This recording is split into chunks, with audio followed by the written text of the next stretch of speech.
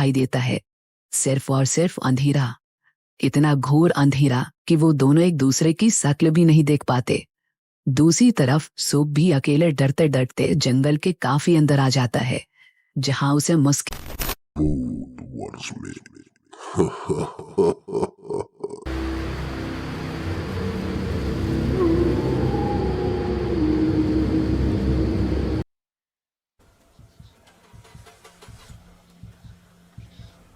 ये कहानी है 3 दोस्तों की, जिनके नाम शुभ, मानव और विवान थे।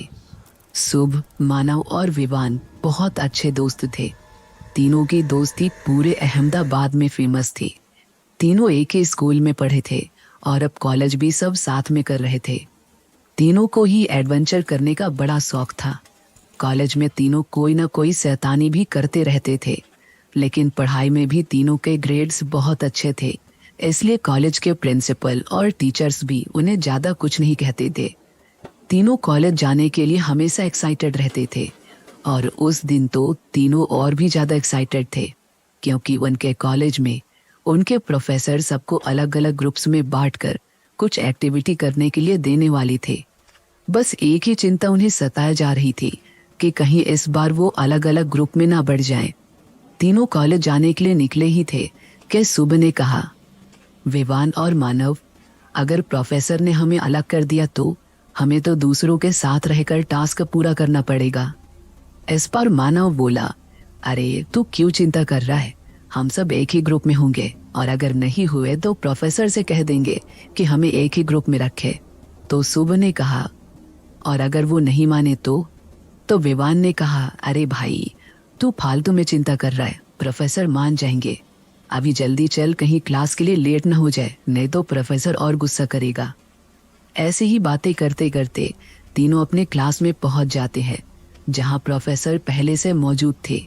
प्रोफेसर क्लास को पढ़ाने में इतने व्यस्त थे कि तीनों दोस्त चुपचाप आकर अपनी जगह पर बैठ गए और उन्हें पता भी नहीं चला। फिर प्रोफेसर क्लास की तरफ पलटे और कहा, आज मैं आप सबको कुछ टास्क देने वाला हूँ। इस टास्क को पूरा करने के लिए आपको 2 हफ्ते का समय दिया जाएगा, और उम्मीद है कि आप लोग इस टास्क को अच्छी तरह पूरा करेंगे। तो चलिए, पहले मैं ग्रुप बना देता हूँ। इसके बाद प्रोफेसर सबको ग्रुप में डिवाइड करने लगे। शुभ, विवान और मानव बस यही प्रार्थना कर रहे थे कि उन्हें एक ही ग्रुप में रखा जाए, और होता भी कुछ ऐसा ही है। ये तीनों एक ही ग्रुप में शामिल होते हैं, और इन तीनों के अलावा इनके ग्रुप में अरुण नाम का एक लड़का आता है, जो पढ़ाई में सबसे आगे था, लेकिन बहुत ज्यादा शर्मीला भी था। शुभ, मानव और विवान तीनों साथ होकर बहुत खुश थे। वहीं अरुण उनके साथ काफी नर्वस हो रहा था, क्योंकि वो लोग काफी शरारती थे। तो प्रोफेसर ने उसके बाद सबको टास्क देना शुरू किया। प्रोफेसर ने उन चारों को कहा, मानव, विवान, शुभ और अरुण, तुम चारों भूत प्रेत के ऊपर स्टडी करोगे और ये बताओगे क्या इस तरह की चीजें वाकई में होती हैं या नहीं। चारों लड़के हैरान हो जाते हैं और सोचते हैं कि वो लोग ये कैसे करेंगे। कॉलेज से घर आते समय मानव कहता है, अरे यार, ये प्रोफेसर को और कोई टास्क नहीं मिला, भला ये भी कोई टास्क है। आजकल भूत प्रेत पर कौन विश्वास करता है। तो अरुण ने कहा, अरे हम कैसे पूरा करेंगे ये रिसर्च। तो विवान ने कहा, अरे तू तो कॉलेज का टॉपर है ना, तुझे तो पता ही होना चाहिए कि भूतों पर स्टडी कैसे होती है।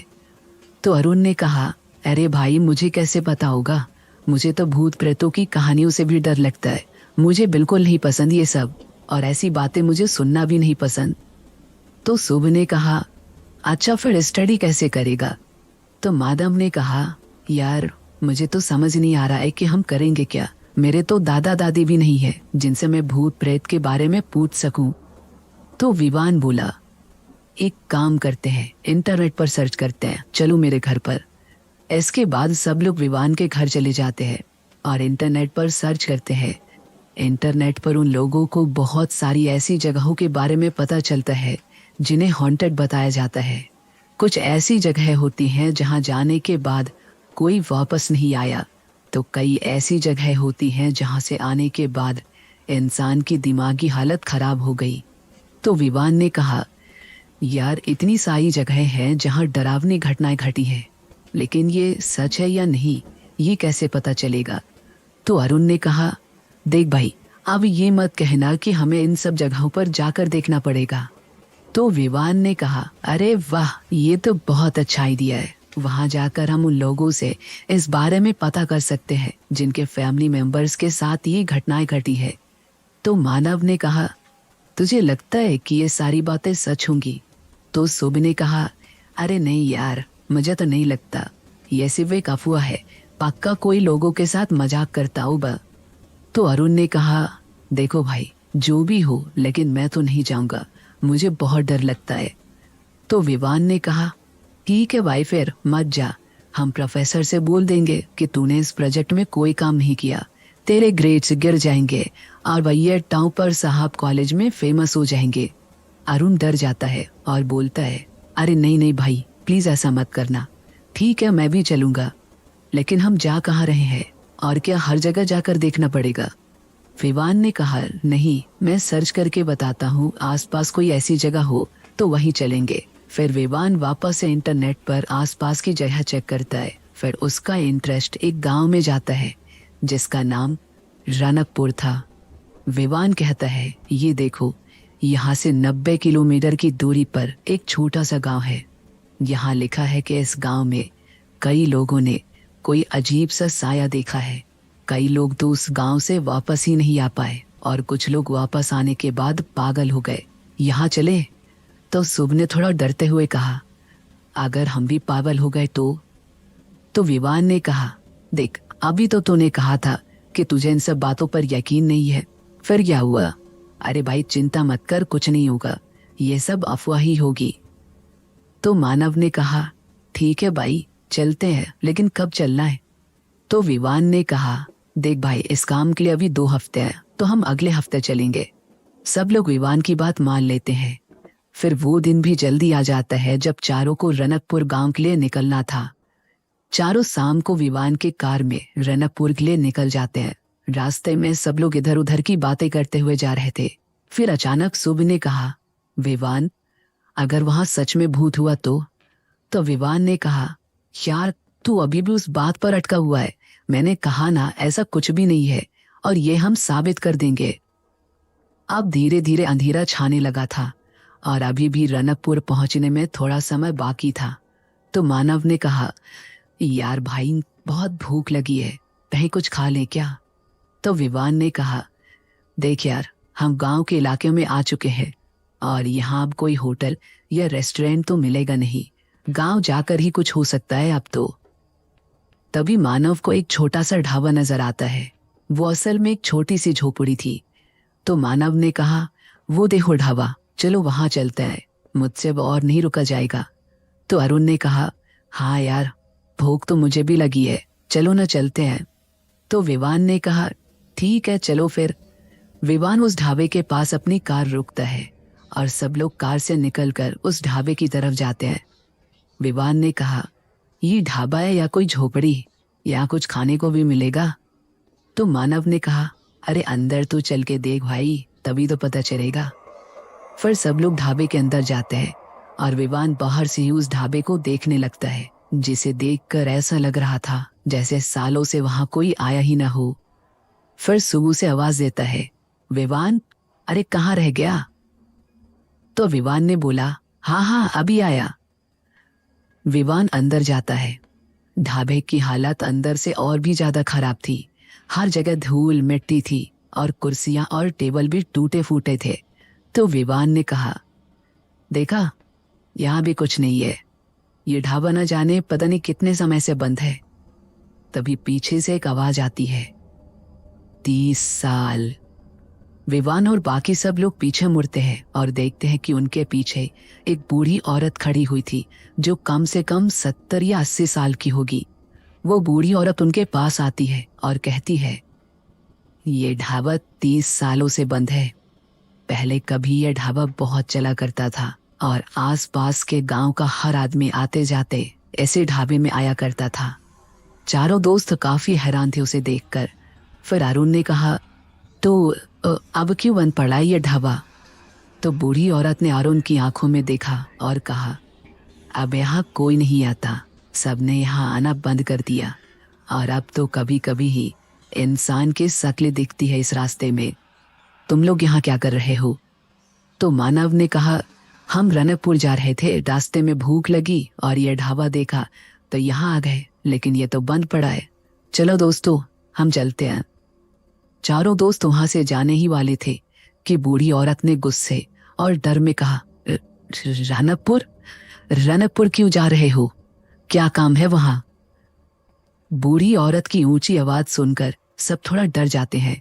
तो विवान ने बोला, हमें कुछ काम है वहां। तो बूढ़ी औरत ने गुस्से में कहा, क्या काम है वहां पर?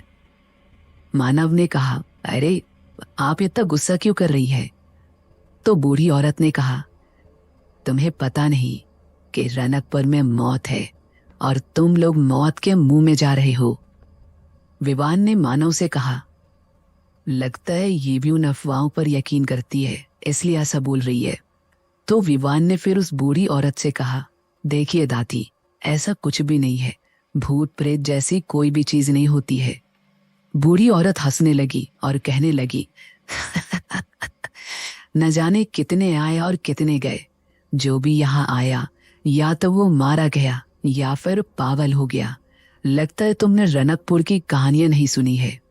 तो मानव ने कहा, सुनी है, और यही जानना चाहते हैं कि क्या ये सब सच है या कोई लोगों को बेवकूफ बना रहा है।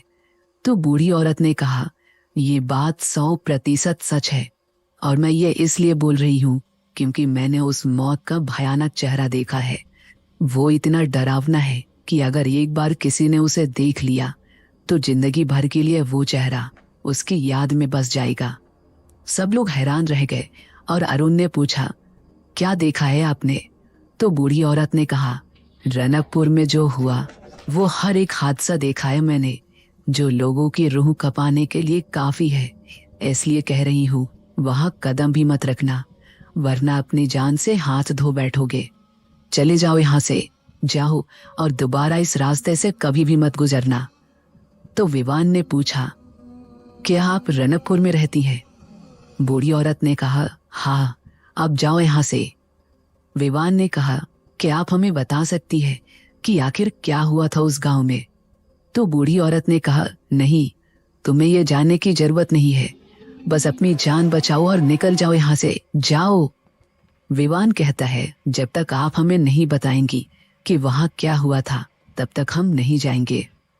बूढ़ी औरत कहती है, बहुत जिद्दी हो तुम लोग, ऐसे नहीं मानोगे तो सुनो। 30 साल पहले कुछ शहरी लोग रनकपुर गांव में आए थे और उन्होंने उस गांव के जमींदार की पत्नी की हत्या कर दी थी, और तब से उस जमींदार की पत्नी की आत्मा किसी भी बाहरी आदमी को रनकपुर गांव में टिकने नहीं देती। वहां जो भी आता है वो या तो उसका खून पी लेती है या फिर उसके साथ ऐसी खौफनाक घटनाएं घटती है कि वो बेचारा पागल ही हो जाता है। विवान और उसके दोस्त ये सुनकर हंसने लगते हैं। मानव कहता है, आप लोग अभी भी इस बात पर यकीन करते हैं? मुझे तो ये किताबी कहानी लगती है जो मैंने बचपन में सुनी थी। तो बूढ़ी औरत कहती है, तुम्हें ये कहानी लगती है तो ठीक है, जाओ और खुद जाके देख लो। जैसे ही उस गांव में कदम रखोगे वैसे ही यकीन हो जाएगा कि ये कहानी नहीं बल्कि सच है। फिर वो बूढ़ी औरत वहां से चली जाती है।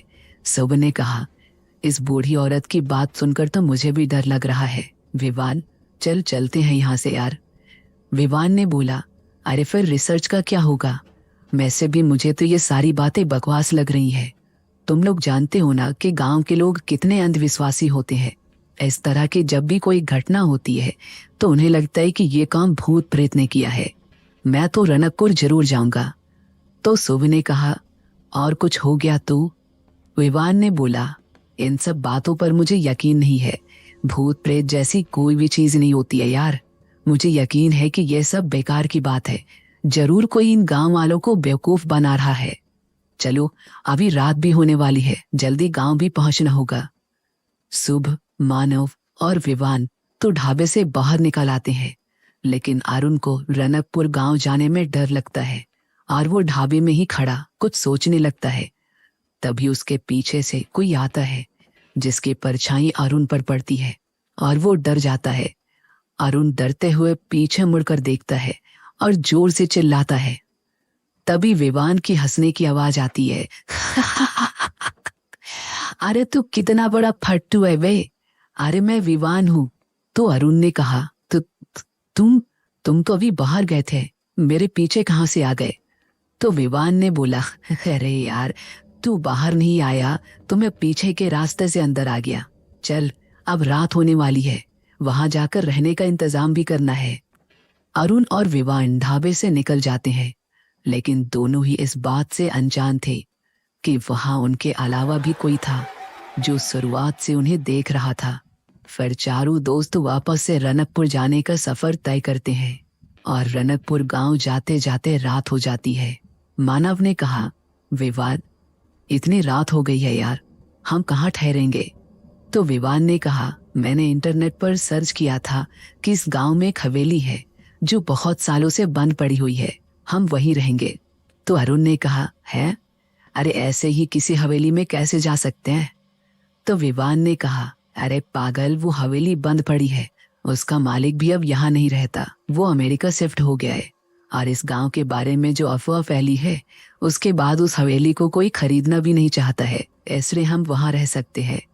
तो सुब ने कहा, लेकिन गांव के लोगों ने अगर हमें नहीं रहने दिया तो विवान ने कहा, अरे हम बोल देंगे कि हम वो हवेली खरीदने आए हैं, और अब वो गांव वाले उस हवेली के मालिक से ये पूछने के लिए अमेरिका थोड़ी न जाएंगे। ऐसे ही बातें करते करते चारों रनकपुर गांव पहुंच जाते हैं, लेकिन जैसे ही वो लोग गांव में एंटर करते हैं, अचानक एक काला कपड़ा कहीं से कार के ऊपर आ जाता है, जिससे विवान को कुछ दिखाई नहीं देता और वो हड़बड़ाहट में कार की स्पीड भी बढ़ा देता है। मानव चिल्लाता है, विवान क्या कर रहा है, ब्रेक लगा। विवान तुरंत ब्रेक लगाने की कोशिश करता है, लेकिन ब्रेक नहीं लगती। विवान ने कहा, दोस्तों ब्रेक फेल हो गया है। विवान कार को कंट्रोल करने की कोशिश करता है, लेकिन कार कंट्रोल होती ही नहीं। फिर अचानक से वो कपड़ा हट जाता है और विवान के सामने एक बड़ा सा पेड़ सामने दिखता है, जिससे कार टकराने वाली थी। विवान और बाकी सब साथ में चिल्लाते हैं। कार पेड़ से टकराने ही वाली थी कि विवान लास्ट मौके पर कार को दूसरी डायरेक्शन में घुमा देता है। कार तेजी से मुड़ती है और मुड़ते समय अरुण को सफेद कपड़े में एक औरत दिखाई देती है, जिसका चेहरा उसके बाल से छुपा हुआ था। विवान फिर अचानक से ब्रेक मारता है और कार इस बार रुक जाती है। चारों की दिल की धड़कन तेज हो गई थी, इतनी तेज कि उसे नॉर्मली भी सुना जा सकता था। चारों की सांसें तेज हो गई थी और सब चौंक गए थे। मानव ने कहा, मरते मरते बचे आज तो। अरुण कार से बाहर देखता है, लेकिन उसको वो औरत नजर नहीं आती। अरुण ने कहा, वो औरत कहाँ गई यार? मानव ने कहा, कौन सी औरत? तो अरुण ने बोला, अरे वो औरत जो सफेद कपड़े में थी, यहाँ पेड़ के पास खड़ी थी अभी तो। शुभ ने कहा, तू हमें डराने की कोशिश कर रहा है साले, हमने तो नहीं देखी कोई औरत। तो अरुण ने कहा, अरे भाई मैं सच कह रहा हूँ यार, मैंने उस औरत को यहीं देखा था, पता नहीं कहाँ चली गई। चारों दोस्त कार से बाहर निकलते हैं और आसपास देखते हैं, लेकिन पूरा गांव ही सुनसान नजर आता है। एक भी घर की बत्ती नहीं जल रही थी और अरुण जिस औरत की बात कर रहा था वो भी कहीं दिखाई नहीं देती। विवान ने कहा, यहाँ एक आदमी भी नहीं दिख रहा है, लगता है वो तेरा वहम होगा। अरुण ने कहा, हो सकता है भाई, लेकिन अरुण फिर भी इधर उधर देख रहा था। फिर अचानक कोई उसके कंधे पर हाथ रखता है और अरुण डर जाता है। वो मानव का हाथ था। मानव ने कहा, अबे डर मत, मैं हूं। अरुण अपने कंधे से उसका हाथ हटा देता है और कहता है, तुम लोग अभी भी यहाँ रहना चाहते हो? यहाँ तो आते ही मुझे अपनी मौत दिखाई दी, पता नहीं आगे क्या होगा। विवान ने कहा, अरे यार ये एक हादसा था और कुछ नहीं, तू ज्यादा मत सोच। चलो हवेली चलते हैं, फिर कल गांव की सैर करेंगे। और फिर सब लोग हवेली जाने के लिए कार में बैठ जाते हैं। विवान कार चालू करता है और एक्सीलेटर दबाता है, लेकिन वो लोग ये देखकर हैरान हो जाते हैं कि कार आगे ही नहीं बढ़ती। तो विवान ने कहा, अरे यार अब ये कार आगे क्यों नहीं बढ़ रही है? सब लोग कार के पहिए की ओर देखते हैं कि कहीं पहिए के आगे कुछ है तो नहीं, लेकिन उन्हें कुछ दिखाई नहीं देता। तो मानव ने कहा, रुको मैं उतर कर देखता हूँ। मानव कार से निकलता है और कार के आगे पीछे देखता है कि सब ठीक है। लेकिन तभी उसे कार के नीचे से कोई आवाज आती है। मानव विवान से कहता है, भाई कार के नीचे कुछ तो है। विवान ने कहा, जरा देख तो क्या है। फिर मानव जमीन पर लेटकर थोड़ा डरते हुए कार के नीचे देखता है और फिर अचानक से वही सफेद कपड़े वाली औरत उसे नजर आती है जिसका चेहरा उसके बाल से छुपा हुआ था। वो औरत अपने चेहरे से एक तरफ के बाल हटाती है। मानव देखता है कि उस औरत का आधा चेहरा जला हुआ था और एक आंख भी नहीं थी। वो इतनी जोर से चिल्लाकर कार से दूर हटता है कि बाकी लोग उसकी आवाज सुन के कांप जाते हैं। तो अरुण ने पूछा, क्या हुआ मानव, क्या है नीचे? मानव थरथराते हुए बोला, भाई तूने तूने जो औरत देखी थी वो कार के नीचे। मानव इतना डर गया था कि वो पूरी बात ठीक से बोल भी नहीं पा रहा था। तीनों दोस्त कार से बाहर निकलते हैं और विवान कार के नीचे देखता है। लेकिन हैरानी की बात तो ये थी कि वो औरत वहां से गायब हो गई थी। तो विवान ने कहा, यहाँ तो कोई भी नहीं है, तुझे वहम हुआ होगा। मानव ने कहा, अरुण और मुझे एक जैसा वहम कैसे हो सकता है यार। और फिर गाड़ी भी तो आगे नहीं बढ़ रही थी क्योंकि वो औरत कार के नीचे थी। विवान और बाकी सब परेशान हो जाते हैं क्योंकि मानव की बात सही थी। मानव ने कहा, विवान हमें यहाँ से चले जाना चाहिए, वो बूढ़ी औरत भी तो यही कह रही थी ना। विवान कुछ सोचता है और बोलता है, अच्छा ठीक है, हम एक काम करते हैं, कल तक रुक जाते हैं और अगर कल तक कुछ भी पता नहीं चला और हमें लगा कि यहाँ सचमुच कुछ गड़बड़ है तो हम यहाँ से चले जाएंगे, ठीक है?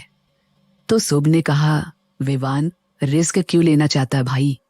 तो विवान ने कहा, यार हमारे साथ जो हो रहा है उसके बारे में जानने की बड़ी इच्छा हो रही है और हमारी रिसर्च भी तो बाकी है ना, इसलिए कह रहा हूँ भाई, बस कल तक रुक जाते हैं।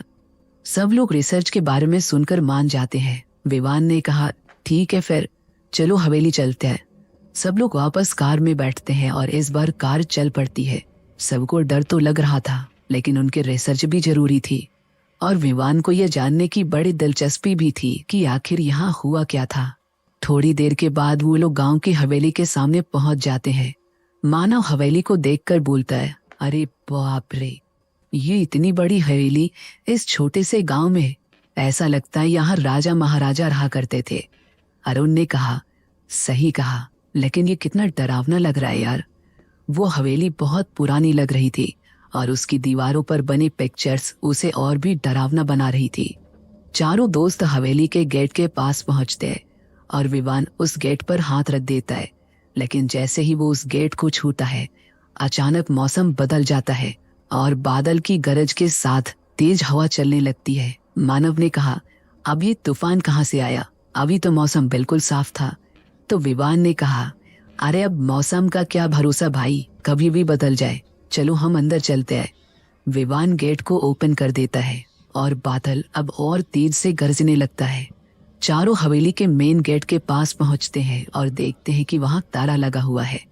अरुण कहता है, यहाँ तो ताला लगा है भाई, चलो वापस चलते हैं अब। अरुण जाने ही वाला होता है कि विवान साइड में पड़े एक पत्थर से उस ताले को तोड़ देता है और इसी के साथ एक बार फिर से बादल जोर से गरजता है और साथ ही बिजली भी चमकने लगती है। सारे गांव वाले जाग जाते हैं और अपने घर से बाहर आते हैं। वही बूढ़ी औरत जो विवान और उसके दोस्तों को मिली थी, वो कहती है, नहीं माने वो लोग, कर ही दिया ना अनर्थ, अब यहाँ फिर से वही सब होगा जो पहले हुआ था। विवान और उसके दोस्त हवेली का दरवाजा खोल देते हैं। इसी के साथ एक तेज हवा का झोंका उनकी तरफ आता है और उनके पास से होकर गुजरता है, जिससे उन्हें लगता है कि कोई उनके करीब से होकर गुजरा हो। लेकिन वो लोग इस बात को नजरअंदाज कर देते हैं, जो उनकी सबसे बड़ी गलती थी।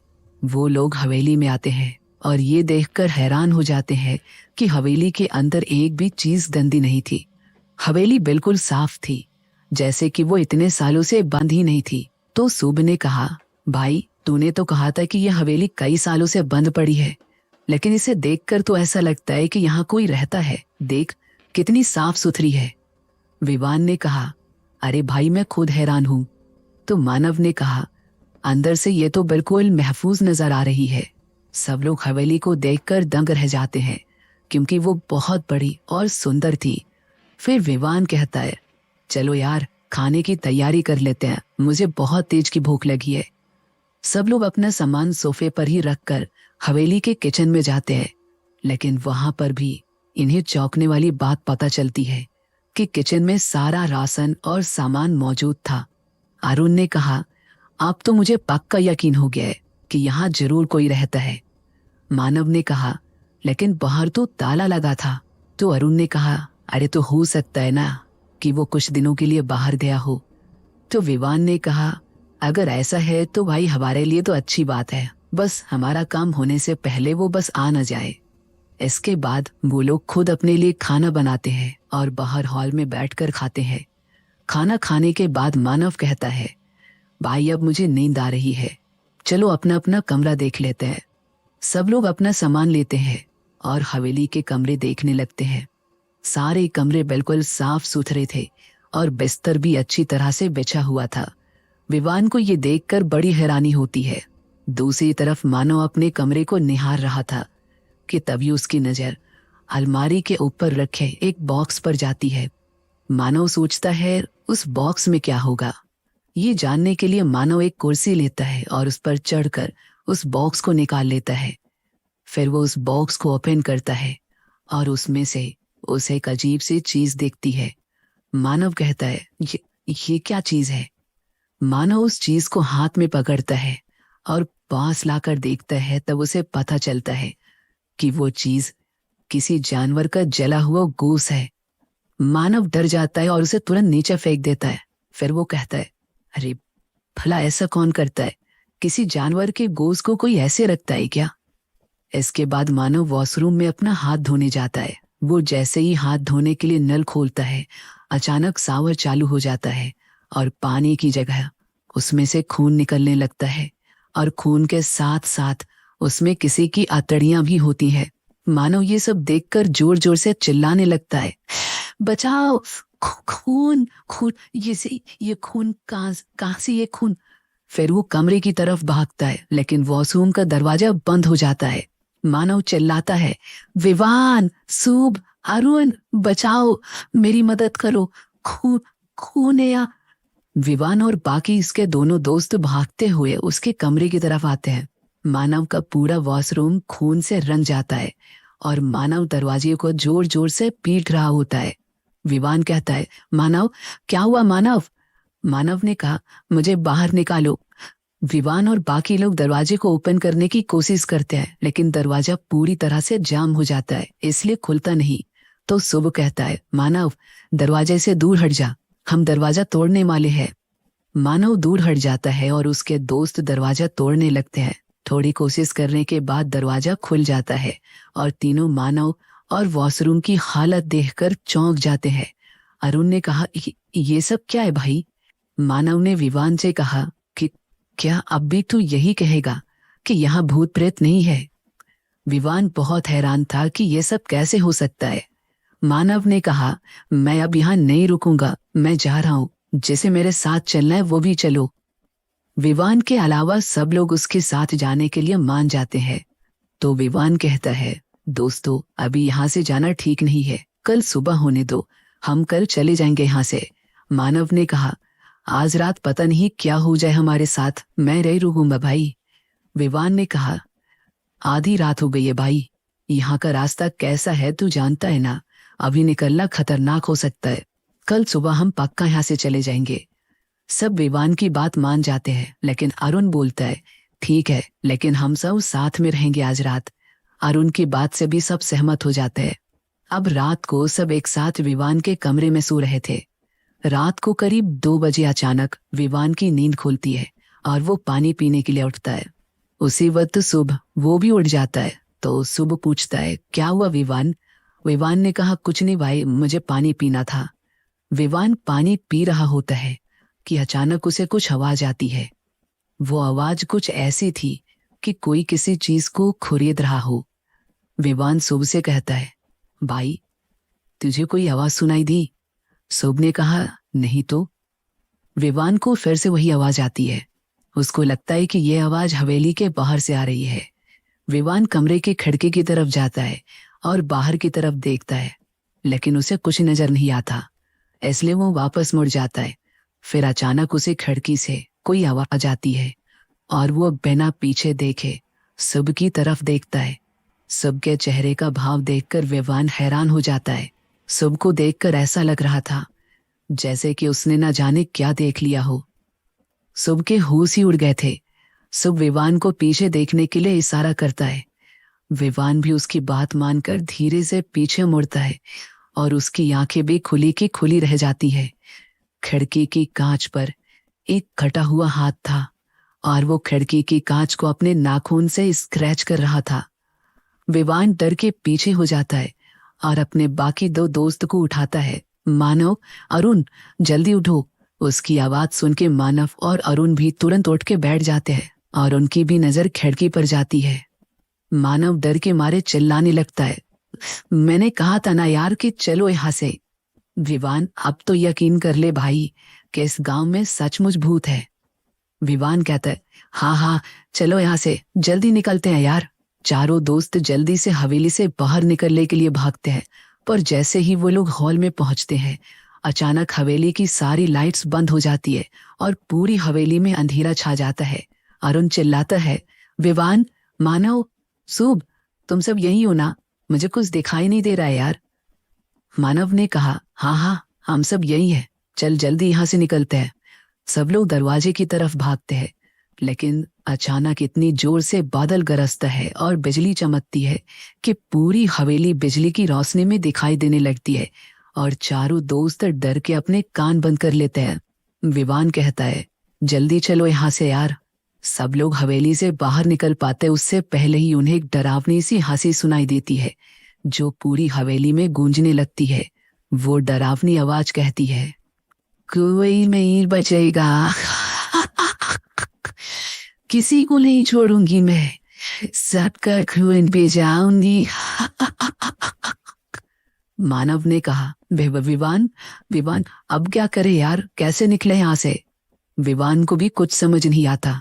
उसे लगता है कि उसकी वजह से उसके दोस्तों की जान मुसीबत में पड़ गई है। विवान कहता है, चलो जल्दी निकलो यार यहाँ से, रुकना मत यार प्लीज। सब लोग बड़ी तेजी से भागते और कार में बैठ जाते हैं। कार में बैठने के बाद विवान कार चालू करने की कोशिश करता है, लेकिन कार चालू नहीं होती। मानव कहता है, काश हमने उस बूढ़ी औरत की बातों का मजाक नहीं उड़ाया होता, उसकी बात मान ली होती तो ये सब नहीं होता। अरुण इधर उधर देख रहा था कि कहीं उसके आसपास कोई है तो नहीं। तभी उसकी नजर हवेली के ऊपर जाती है। हवेली के ऊपर बहुत ही ज्यादा काले बादल मंडरा रहे थे और हैरानी की बात तो ये थी कि वो बादल सिर्फ उस हवेली के ऊपर थे, बाकी हर जगह आसमान बिल्कुल साफ था। फिर अरुण कुछ ऐसा देखता है जिससे उसने अपनी सारी सुध-बुद्धि खो दी थी। अरुण ने देखा कि हवेली के छत पर उसे वही सफेद कपड़े वाली औरत उन्हें देख रही है और इस बार वो उसका खौफनाक चेहरा देख पा रहा था। मानव देखता है कि अरुण किसी चीज को एकटक होके देखे जा रहा है। मानव भी उसी तरफ देखता है जिधर अरुण देख रहा था। उसका भी वही हाल होता है जो अरुण का था। मानव ने कहा, विवान? विवान ने कहा, हाँ। मानव ने उसे हवेली की छत की तरफ इशारा किया। विवान और शुभ ने भी उसी तरफ देखा और उनको भी अपनी जिंदगी का सबसे खौफनाक मंजर दिखाई दिया। हवेली की छत पर एक पूरी तरह जली हुई औरत खड़ी थी जिसका चेहरा बहुत ही भयानक था। उसके मुंह से खून टपक रहा था और एक आंख फूटी हुई थी। उसके एक हाथ में एक कटा हुआ हाथ था और दूसरे हाथ में एक चाकू जिसमें खून लगा हुआ था।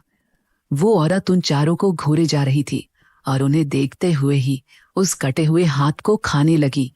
शुभ जोर से चिल्लाया, विवान, जल्दी कार चालू कर यार। विवान वो घिनौना चेहरा देख के अपनी जगह पर ही जम गया था। मानव ने कहा, विवान तू सुन रहा है ना यार, जल्दी चल भाई। विवान मानव की आवाज सुनकर अपने होश में आता है और जल्दी से कार चालू करता है, लेकिन इससे पहले कि वो लोग वहां से निकल पाते वो भयानक औरत चाकू लेकर उनकी कार के ऊपर कूद जाती है और चारों दोस्तों की एक भयानक चीख सुनाई देती है जो पूरे गांव में गूंजती है। वो बूढ़ी औरत जो इन चारों से मिली थी वो उनकी चीख सुनकर कहती है, कहा था मैंने, कि यहाँ मत आओ, लेकिन नहीं माने।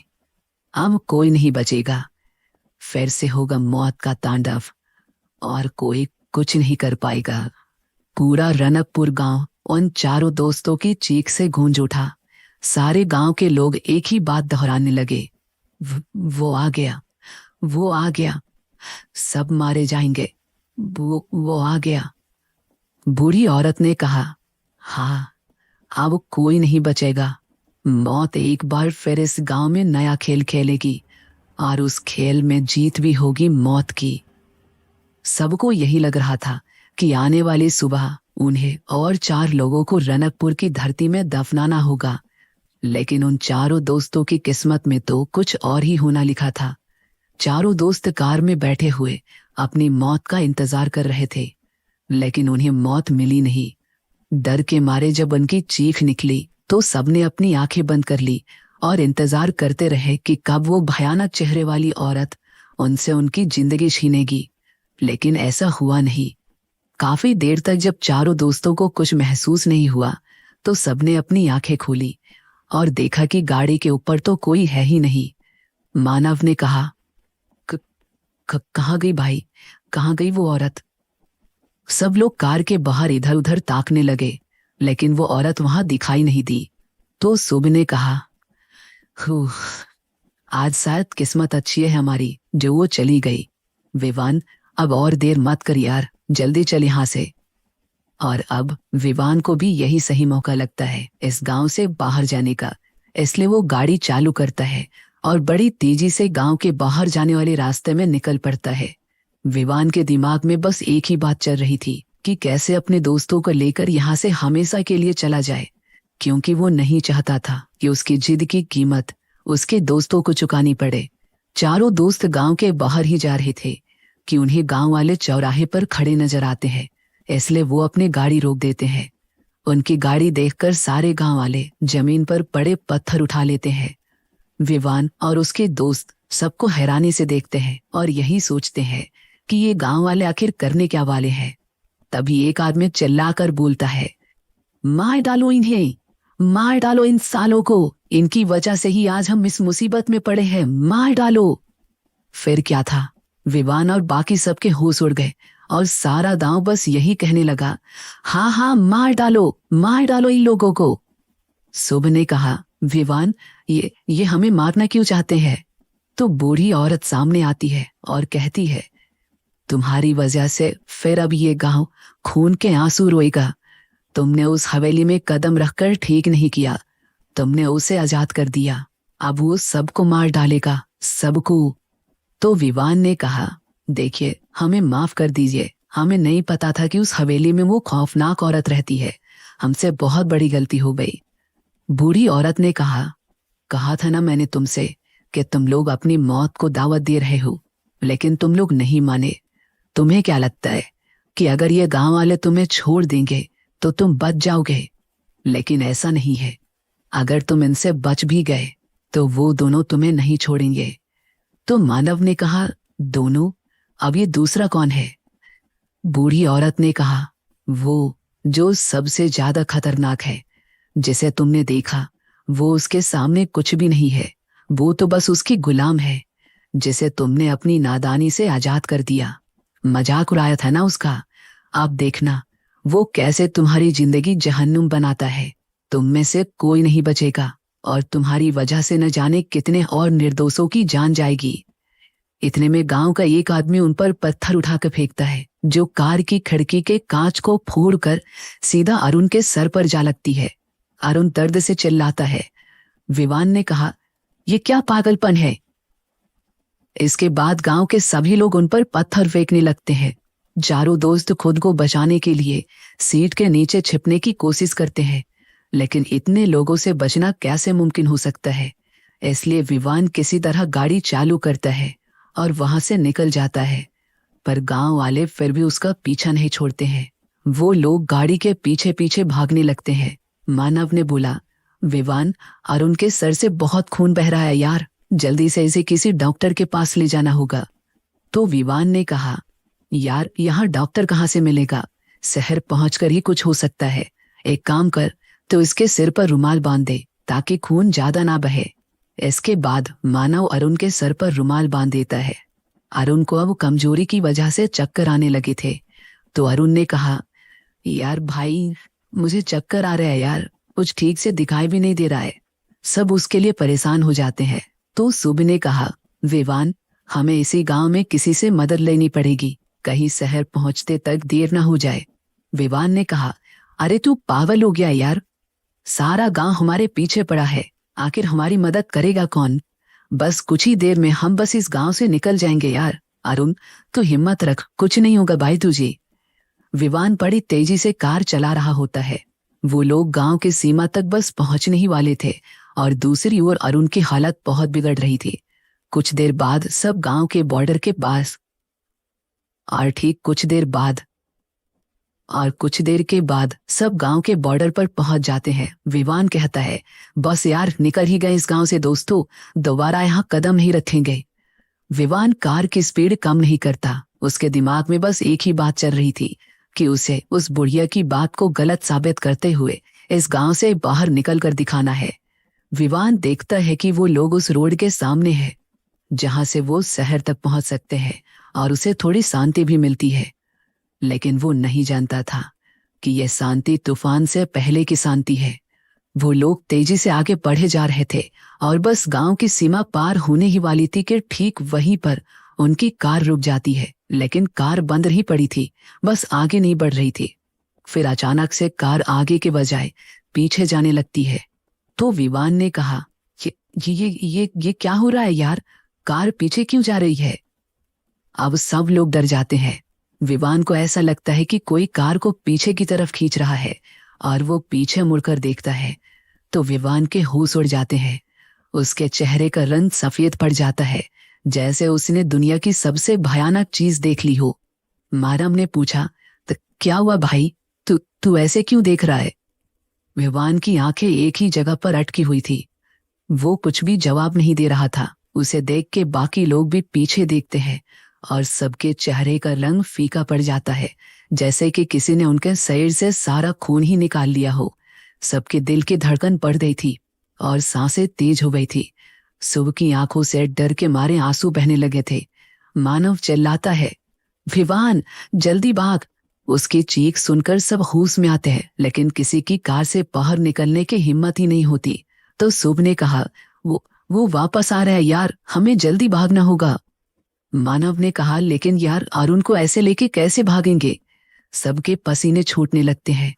विवान जल्दी से कार के बाहर निकलता है। उसके पीछे सब लोग बाहर आते हैं और अरुण मानव और शुभ के सहारे खड़ा होता है। चारों दोस्त वहां से भागने की कोशिश करते हैं, लेकिन जैसे ही वो लोग शहर जाने वाले रास्ते की तरफ मुड़ते हैं तो उनके सामने 3 खौफनाक चेहरे आ जाते हैं जो बिल्कुल किसी जानवर की तरह नजर आ रहे थे। उनकी आंखें बड़ी बड़ी और पूरी तरह सफेद थी। चेहरा भेड़िए की तरह लंबा और कान लंबे लंबे थे। उनकी ऊंचाई कम से कम 10 फुट की थी। खूंखार और नुकीले दांत थे। मुंह पर खून लगा हुआ था। वो ना तो इंसान थे और ना ही पूरे जानवर। वो ऐसे प्राणी थे जिनके सिर्फ कल्पना ही की जा सकती है। लेकिन इन चारों दोस्तों ने ऐसा प्राणी अपनी कल्पना में भी नहीं देखा था। सब लोग डर के मारे पीछे हटने लगते हैं। सबके पैर कांप रहे थे। इसके बाद वो सब लोग दूसरे डायरेक्शन में भागने की कोशिश करते हैं, लेकिन उधर से भी वैसे ही प्राणी निकल कर आते हैं। चारों दोस्त गांव की तरफ जाने की कोशिश करते हैं, लेकिन उधर भी उन्हें वही प्राणी दिखते हैं। इस तरह जब वो लोग अपने चारों तरफ देखते हैं तो उन्हें वही खूंखार और खौफनाक चेहरे नजर आते हैं। विवान, शुभ, अरुण और मानव चारों तरफ से उनसे घिर गए थे। वो सारे प्राणी धीरे धीरे चारों दोस्तों की तरफ बढ़ने लगते हैं और उन चारों के लिए भागने का कोई रास्ता नहीं बचता। विवान चिल्लाता है, दूर रहो, पास मत आना। मानव कहता है, आहा, हमें जाने दो प्लीज, हमें कुछ मत करना। शुभ कहता है, हटो यहाँ से, हटो, हमें जाने दो, हमें कुछ मत करना। लेकिन अरुण उनकी डरावनी शक्ल देखकर इतना डर जाता है कि उसी वक्त वो बेहोश हो जाता है और वो जमीन पर गिर पड़ता है और तीनों दोस्त उसे देखकर बिल्कुल चौंक जाते हैं। मानव उसे होश में लाने की कोशिश करता है और उधर वो सारे प्राणी धीरे धीरे उनके पास आ रहे होते हैं। विवान अरुण के गालों को थपथपाते हुए कहता है, भाई अरुण, आंखें खोल यार, हमें यहाँ से निकलना होगा, जल्दी उठ मेरे दोस्त। मानव अरुण की नब्ज चेक करता है और ये जानकर उसे और डर लगता है कि उसकी नब्ज बहुत धीरे चल रही है। मानव ने कहा, इसे तुरंत डॉक्टर की जरूरत है। विवान और बाकी लोग अरुण को घेर कर खड़े हो जाते हैं, जैसे कि वो उसे उन भयानक प्राणियों की नजर से बचाने की कोशिश कर रहे हो। सारे प्राणी उनके बहुत पास आ जाते हैं और सबके हाथ पैर ठंडे पड़ जाते हैं। सब अपनी आंखें फाड़कर उन भयानक प्राणियों को अपने पास आते हुए देख रहे थे। किसी के पास इतनी हिम्मत नहीं बची थी कि वो कुछ कर सके। वो भयानक प्राणी उनके पास आते जा रहे थे और सब लोग एक साथ अपनी बाहें फैलाकर अपना मुंह खोलते हैं, मानो वो उन चारों दोस्तों को अभी इसी वक्त कच्चा खा जाएंगे। उनके लंबे और खूंखार दांत देखकर सब लोग चीख पड़ते हैं और अपना चेहरा हाथों से छुपा लेते हैं। लेकिन उसी वक्त उन पर रोशनी पड़ती है और अचानक से सारे भयानक प्राणी गायब हो जाते हैं। विवान, शुभ और मानव ये देखकर हैरान थे। वो लोग चारों तरफ देखते हैं, लेकिन एक भी भयानक प्राणी नहीं था। विवान ने कहा, कहाँ गए वो लोग? मानव ने कहा, ये सब क्यों हो रहा है यार हमारे साथ? काश ये सब एक बुरा सपना होता। ये बोलकर मानव भी रोने लगता है। फिर सबको अरुण का ख्याल आता है, जो नीचे बेहोश पड़ा हुआ था।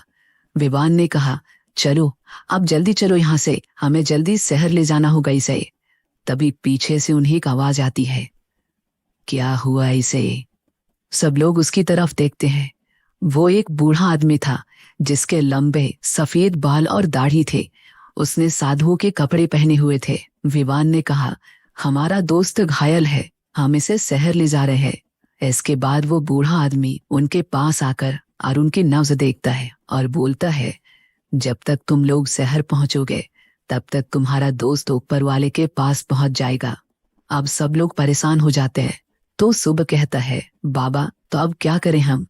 बूढ़े आदमी ने कहा, मेरा घर यहाँ पास में ही है, चलो इसे वहां ले चलो। तो विवान ने कहा, पर आप है कौन? बूढ़े आदमी ने विवान की ओर देखकर कहा, वैद्य हूं मैं। मानव ने कहा, आप हमारे दोस्त की जान बचा सकते हैं। वैद्य ने कहा, इस वक्त मेरे अलावा कोई तुम्हारी और तुम्हारे दोस्त की जान नहीं बचा सकता। कल रात जो तुमने गलती की है उसकी सजा देने के लिए गांव वाले तुम्हें ढूंढ रहे हैं, और अगर तुम लोग उनके हाथ लग गए तो वो तुम सबको मार डालेंगे, और अगर उनसे बच गए तो आज की रात तुम्हारी आखिरी रात होगी, क्योंकि रात होते ही वो पिशाच तुम्हारी जान लेकर तुम्हारे इस शरीर पर कब्जा कर लेंगे। ये सुनकर सबके दिल दहल जाते हैं। तो विवान कहता है, पिशाच वो क्या है? वैद्य ने कहा, वो सब बाद में, पहले तुम्हारे दोस्त की जान बचानी जरूरी है। जल्दी उठाओ इसे और ले चलो मेरे घर। सब लोग अरुण को उठाकर वैद्य के पीछे पीछे चले जाते हैं। घर पहुंचकर वैद्य अरुण को बिस्तर पर लेटा देता है और कुछ लेप जैसी चीज लेकर आता है। कुछ देर में वो अरुण की मरहम पट्टी कर देता है। तो विवान ने पूछा, बाबा ये ठीक तो हो जाएगा ना? तो वैद्य ने कहा, आयुर्वेद ने हमेशा अपना काम किया है और इस बार भी जरूर करेगा, चिंता मत करो, ये ठीक हो जाएगा। लेकिन इसे होश कब तक आएगा ये नहीं कहा जा सकता। तो मानव ने कहा, यहाँ आना ही हमारी सबसे बड़ी गलती थी। तो विवान ने कहा, भाई लोग मुझे माफ कर दो यार, ये सब मेरी वजह से हुआ। ना हम यहाँ आते, ना उस हवेली में जाते, और ना ही ये सब होता। तो शुभ ने कहा, भाई अरुण तो अब ठीक है ना, चलो चलते हैं यहाँ से, रात होने से पहले हम शहर पहुंच भी जाएंगे। लेकिन वैद्य ने कहा, नहीं जा सकते। जो एक बार इस गांव में आ जाता है उसकी लाश भी इस गांव से बाहर नहीं जा सकती। तुम्हें उस बूढ़ी औरत ने पहले ही चेतावनी दी थी, तुम्हें उसी वक्त यहाँ से चले जाना चाहिए था। तो विवान ने कहा, लेकिन आपको उस बारे में कैसे पता चला? वैद्य ने कहा, वो मेरी पत्नी है। ये सुनकर सब लोग हैरान हो जाते हैं। वैद्य ने आगे कहा, उसने ही मुझे तुम लोगों की मदद करने के लिए कहा था, क्योंकि वो जानती थी कि तुमने वो गलती नादानी में की है, लेकिन गांव वाले ये बात नहीं समझेंगे। विवान ने कहा, हमें यहाँ से जाना है बाबा, कोई रास्ता बताइए, हम यहाँ एक सेकंड भी नहीं रुकना चाहते। तो वैद्य ने कहा, नहीं जा सकते। अगर तुमने इस गांव से बाहर जाने की कोशिश की तो वो भयानक प्रेत आत्मा तुम्हारी जान ले लेगी। वो किसी भी बाहरी इंसान को जिंदा जाने नहीं देती। तो सुब ने कहा, तो बाबा, क्या हम यहाँ से कभी वापस नहीं जा सकेंगे? तो वैद्य ने कहा, जा सकते हो, लेकिन जिंदा नहीं। अब तो तुम्हारी आत्मा ही इस गांव के बाहर जा पाएगी, क्योंकि पिशाच जब एक बार किसी के पीछे पड़ जाए तो उसके शरीर पर कब्जा करके ही मानते हैं, और जिसके शरीर पर कब्जा करते हैं उनकी आत्मा न जाने दुनिया के किस कोने में भटकने चली जाती है। ये सुनकर सबका दिल बैठ जाता है। किसी को समझ नहीं आता कि क्या करे। सुबह कहता है, नहीं, मैं ऐसे हार मानकर नहीं बैठूंगा। अरे मरना ही है तो कोशिश करके मरूंगा। मैं यहाँ पर रहकर अपनी मौत का इंतजार नहीं कर सकता। सुबह वहां से अकेले जाने लगता है, लेकिन वैद्य की अगली बात उसके पांव भी जमा देते हैं। तुम उस प्रेत के अगले शिकार बनना चाहते हो। वो इतनी भयानक और खौफनाक है कि एक बार में ही तुम्हारे शरीर के हजारों टुकड़े कर सकती है और तुम्हें कच्चा चबा सकती है। और वो पिशाच, अगर तुम उसके हाथ आ गए तो वो तुम्हारे खून का एक एक कतरा पी जाएगी। विवान ने गुस्से में कहा, अरे आखिर कौन है वो प्रेत और पिशाच? आखिर क्या चाहते हैं हमसे वो? तो वैद्य ने कहा, वो प्रेत इस गांव के जमींदार की पत्नी है, जिसे कुछ शहरी लोगों ने मार दिया था, वो भी कुछ जेवरातों के लिए। और वो सारे पिशाच जो किसी खौफनाक जानवर की तरह दिखते हैं, वो लोग हैं जो किसी न किसी हादसे के शिकार हो गए थे और मरने के बाद पिशाच में बदल गए। और बड़ी मुश्किल से उन सारे पिशाचों को उस हवेली में कैद किया गया था। लेकिन जैसे ही तुमने उस हवेली का दरवाजा खोला, वो सारे पिशाच आजाद हो गए। मानव ने कहा, वो हमसे चाहते क्या है? वैद्य ने बताया, तुम्हारा शरीर। तीनों की आंखें खुली की खुली रह जाती है। वैद्य आगे बताता है, पिशाच हमेशा अपने लिए जैसे इंसानी शरीर की तलाश में भटकते रहते हैं, और जब उन्हें ऐसा शरीर मिल जाता है जो उन्हें चाहिए, तो वो उस इंसान की आत्मा को उसके शरीर से बाहर निकालकर खुद उनकी जगह ले लेते हैं और इंसानी जीवन जीते हैं। तुमने उन्हें आजाद किया है और अब उन्हें तुम लोगों का शरीर चाहिए। तो शुभ ने पूछा, तो बाबा, उन्हें उस हवेली में कैद कैसे किया गया था? वैद्य कुछ बोलता उससे पहले उसकी पत्नी, वही बूढ़ी औरत, वहां आ जाती है और कहती है, बहुत लंबी कहानी है। बरसों की मेहनत लगी थी उन्हें उस हवेली में कैद करने के लिए। सब उस बूढ़ी औरत को देखते हैं। तो विवान ने कहा, क्या आप हमें बताएंगी कि यहाँ क्या हुआ था? बूढ़ी औरत वैद्य की ओर देखती है। वैद्य उसे इशारे में हाँ कहता है और बूढ़ी औरत बताती है कि उस गांव में इस भयानक वारदात की शुरुआत कैसे हुई। बूढ़ी औरत कहती है कि 30 साल पहले की बात है। हमारा गांव बहुत ही खुशहाल था। बच्चे बूढ़े सब खुशी खुशी अपना जीवन बिता रहे थे। हमारा ढाबा जो तुम लोगों ने देखा, वो भी बहुत चलता था। दूर दूर के लोग आते थे हमारे ढाबे में, जो आज वीरान पड़ा हुआ है। वो कभी लोगों की भीड़ से भरा रहता था। फिर एक दिन वो लोग आए। तो मानव ने पूछा, कौन? वैद्य ने कहा, शहर के कुछ लड़के रनकपुर गांव में छुट्टियां मनाने आए थे। उन लड़कों में एक का नाम कबीर था, जो उस हवेली के मालिक का बेटा था। हवेली के मालिक ने कबीर को पढ़ाई के लिए शहर भेजा था, और उस साल कबीर छुट्टियां मनाने के लिए कुछ दोस्तों के साथ आया था। तो विवान ने कहा, मैंने तो सुना था कि हवेली के मालिक विदेश में शिफ्ट हो गए हैं। तो वैद्य ने कहा, हाँ, कबीर की मौत के बाद उनका यहाँ मन नहीं लगा, इसलिए वो यहाँ से हमेशा हमेशा के लिए चले गए। तो मानव ने कहा, कबीर की मौत, वो कैसे हुई? तो बूढ़ी औरत ने कहा, कबीर और उसके दोस्त पहली बार गांव आए थे।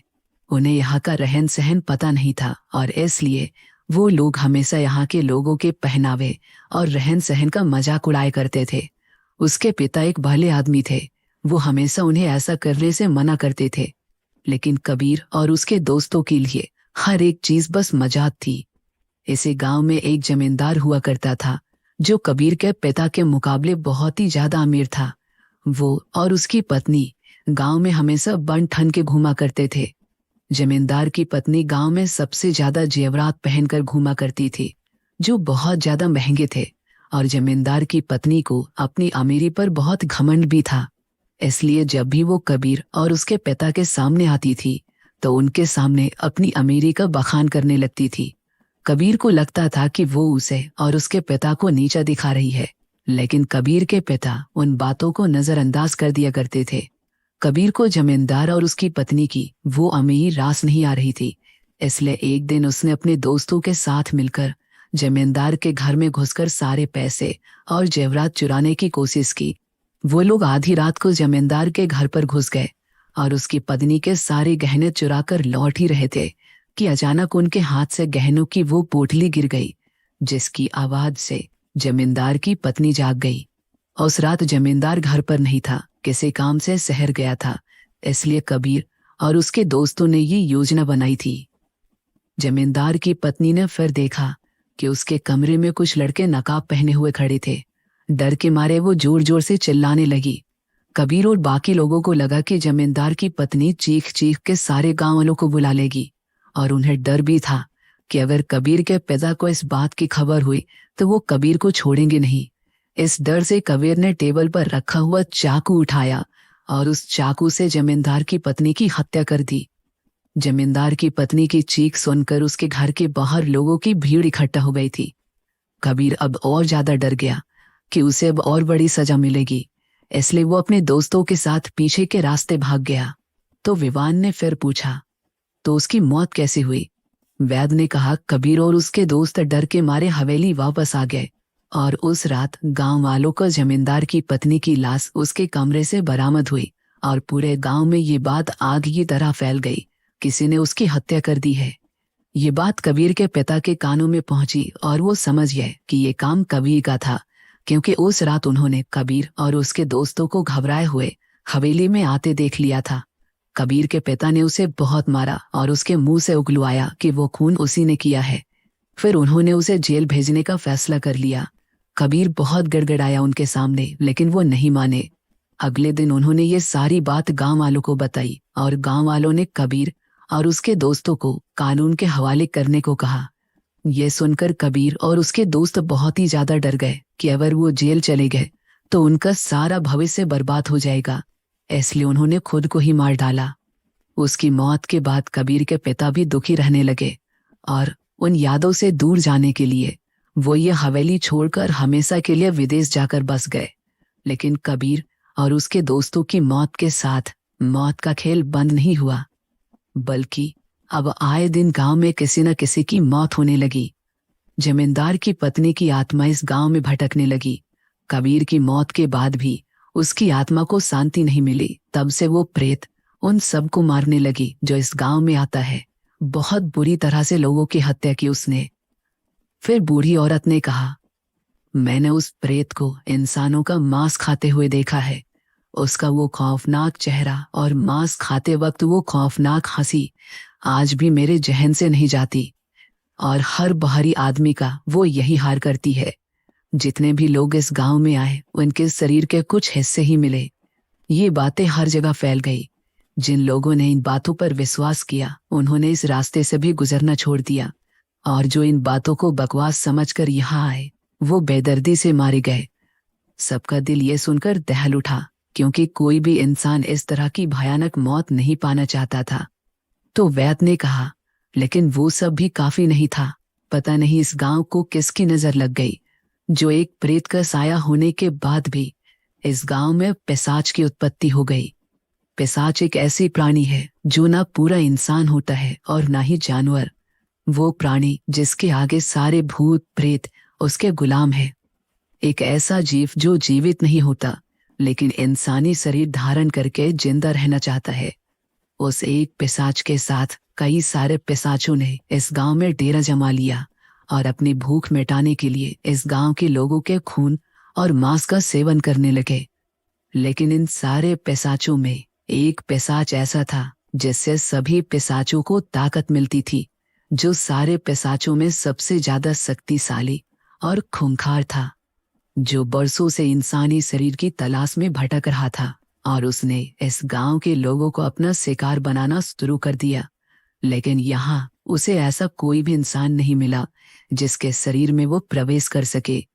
उस पिशाच को ऐसा शरीर चाहिए था जो उसकी काली शक्तियों को धारण कर पाए, लेकिन यहाँ इतना शक्तिशाली इंसान कोई था ही नहीं।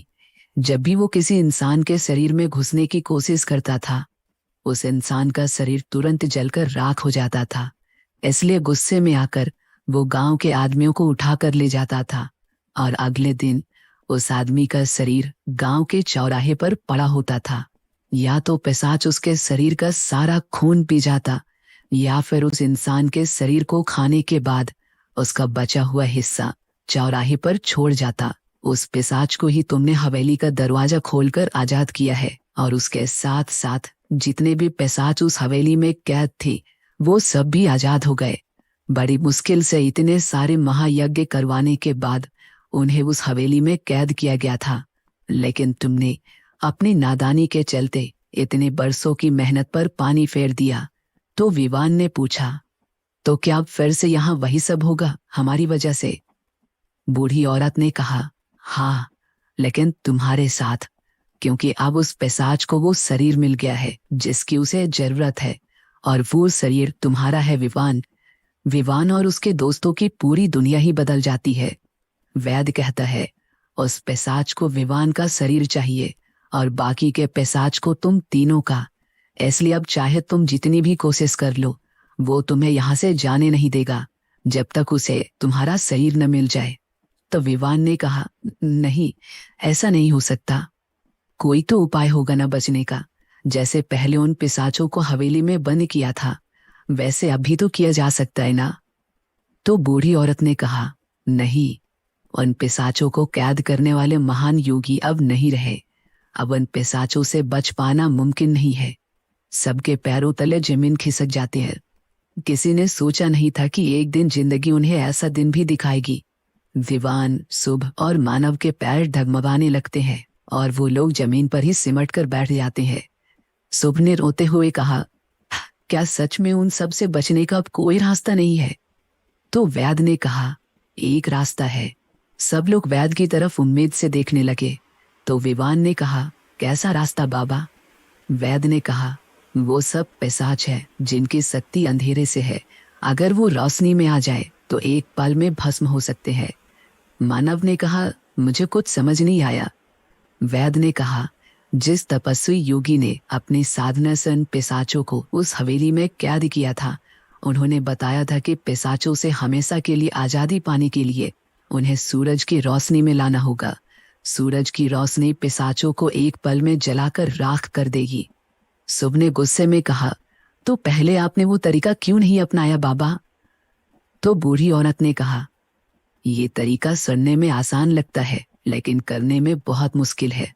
वो पिशाच है, अनगिनत काली ताकतें हैं उनके पास। वो जब चाहे गायब हो सकते हैं और जब चाहे तुम्हारे सामने आ सकते हैं, और ऐसे में उन पिशाचों को सूरज की रोशनी में लाना कोई आसान काम नहीं है। इसलिए हमें उन्हें कैद करना पड़ा ताकि वो उस हवेली से कभी बाहर ही ना आ सके।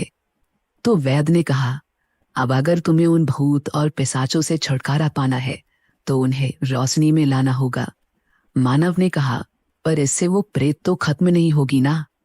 तो बूढ़ी औरत ने कहा, उसकी शक्तियां उस पिशाच की देन है। वो प्रेत और सारे पिशाच उस एक महापिशाच के गुलाम है। एक बार वो पिशाच खत्म हो जाए तो प्रेत का साया और उसके साथ साथ सारे पिशाच भी खत्म हो जाएंगे। सब लोग सोच में पड़ गए कि आखिर वो उस पिशाच को दिन में कैसे बाहर लाएंगे। विवान ने पूछा, क्या वो पिशाच हवेली में ही कहीं रहते हैं? तो वैद्य ने कहा, नहीं, इस गांव के पीछे एक बहुत ही बड़ा, घना और खतरनाक जंगल है। जंगल के बीचों बीच इतने ऊंचे ऊंचे और घने पेड़ हैं कि जमीन पर सूरज की एक भी किरण नहीं पहुंच पाती। दिन हो या रात, उस जगह पर भयानक अंधेरा छाया रहता है और उसी घने जंगल में रहते हैं वो नरभक्षी पिशाच। तो विवान ने कहा, इसका मतलब हमें उस जंगल में जाना होगा। तो मानव ने कहा, क्या उस घने जंगल में जाना है तुझे? लेकिन क्यों यार?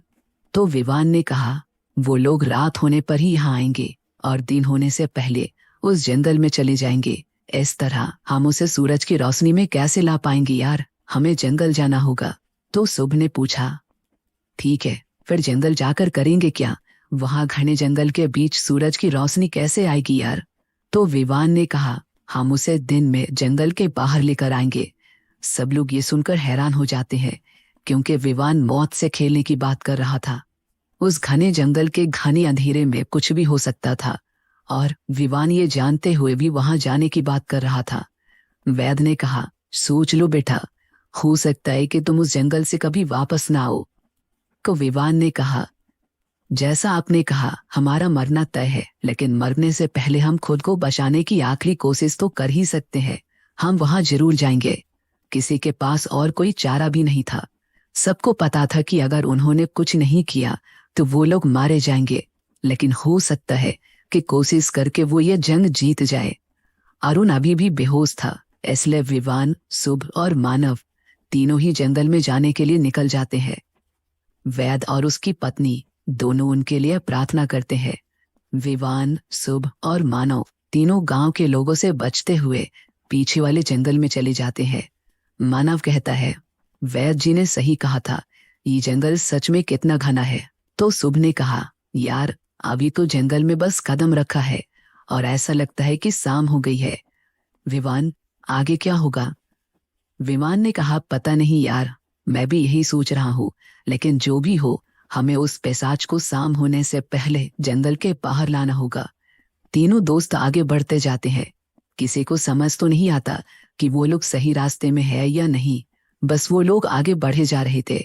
फिर एक जगह आकर शुभ के जूते में एक मोटा सा कांटा घुस जाता है और वो रास्ते में ही रुक जाता है।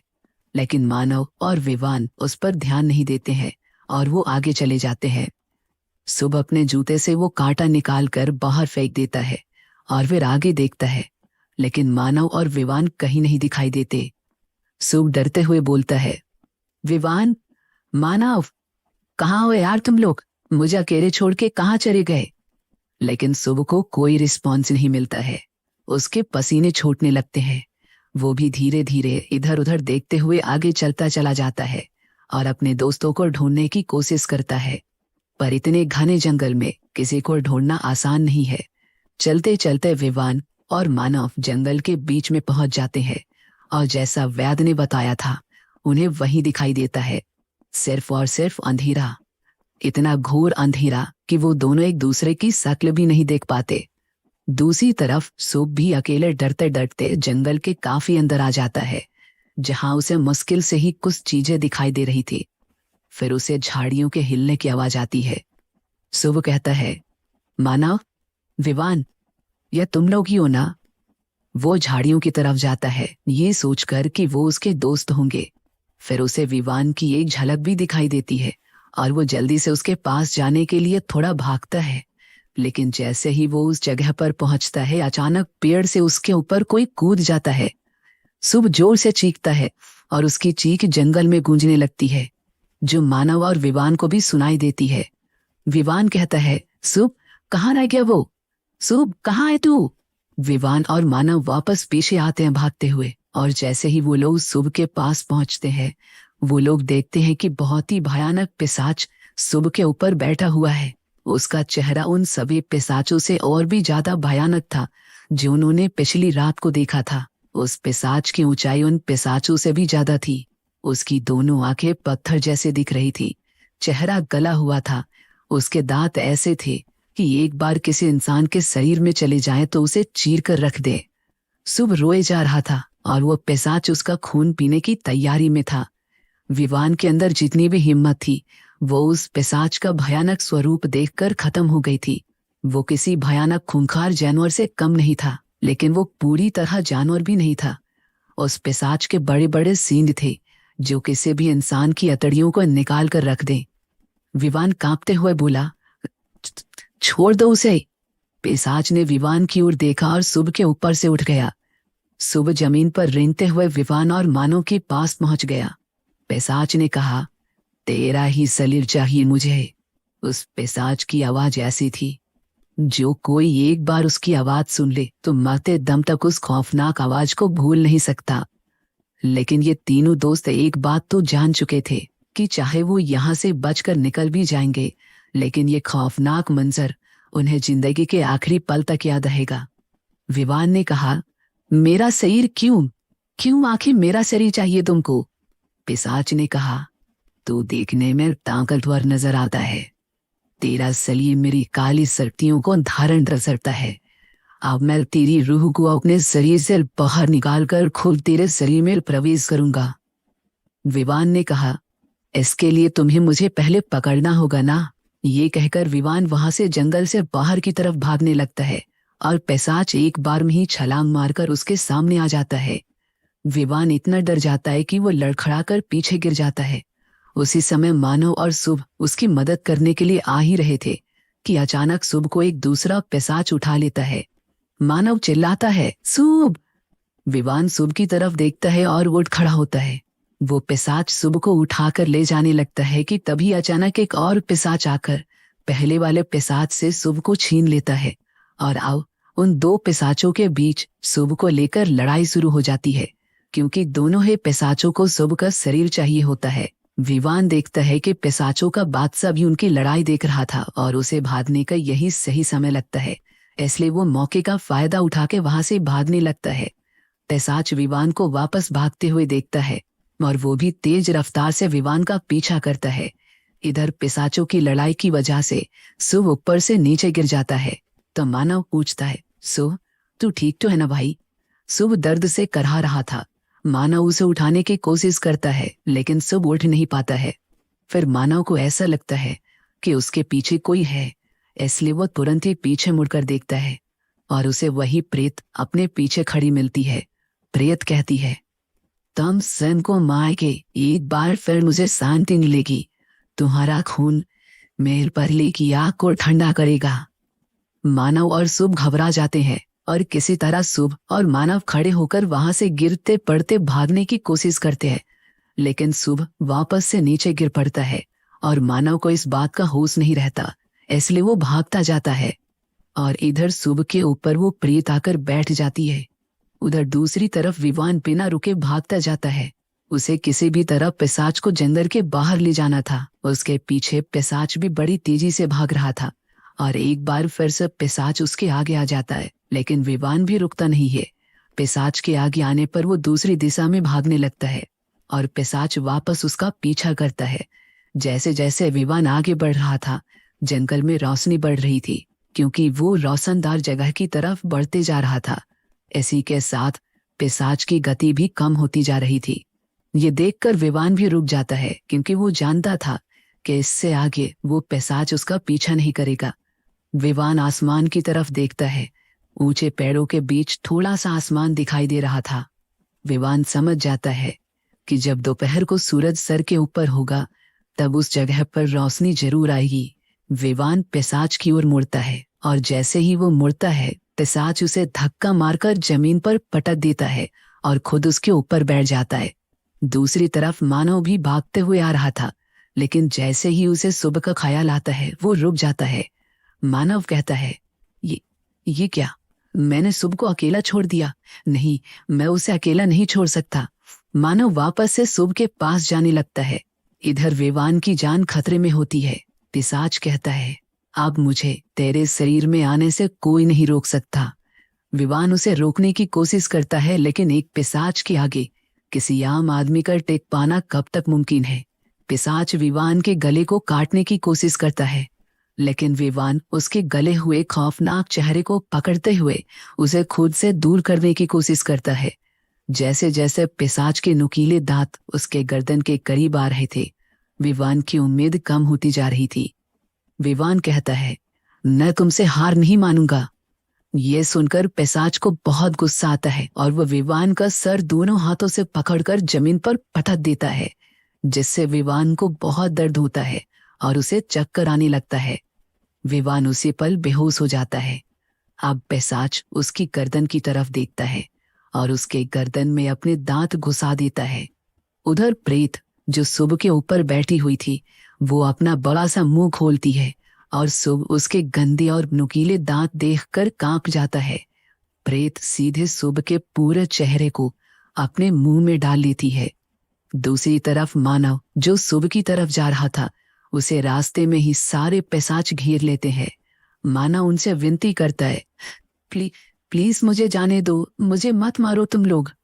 मानव लड़खड़ाकर नीचे गिर जाता है और सारे पिशाच एक साथ उस पर हमला करने वाले होते हैं।